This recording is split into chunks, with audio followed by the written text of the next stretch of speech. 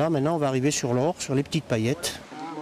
Philippe Roubinet est orpailleur, traduisez chercheur d'or.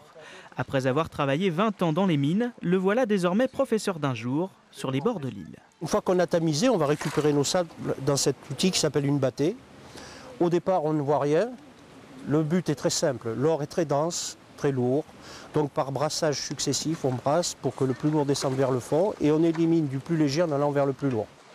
Une fois la méthode acquise, il faut passer à la pratique. Mieux vaut ne pas être pressé, mais la patience paie. J'ai trouvé une pépite et je ne sais pas où elle est d'ailleurs. J'ai dû la donner à ma mère. Oui, c'est la première fois que je trouve de l'or de ma vie. Vous vous rendez compte? C'est formidable quand même. Peu le savent, mais le Limousin est la région de France la plus riche en or.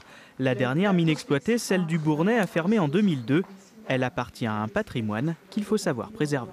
On peut estimer à 200 emplois les emplois drainés par la mine du Bournais à l'époque. Tout ça, les gens l'ignorent. Par exemple, les orières gauloises que l'on a sur la commune du Chalard, qui sont très nombreuses, sont méconnues souvent des habitants.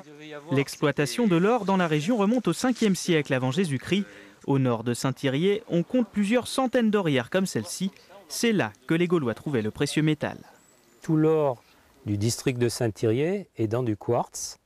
Alors le quartz bleu plutôt, qui est plus riche que du quartz blanc. Et une des caractéristiques essentielles, l'or est visible à Saint-Thirier. Il y en a dans le district. Il y en a beaucoup et on le voit. À 30 000 € le kilo d'or, nos apprentis orpailleurs vont devoir passer encore quelques temps dans la rivière pour devenir riches. Record à battre, une pépite de 65 kg trouvée en Australie, valeur près de 2 millions d'euros. Ça laisse rêveur.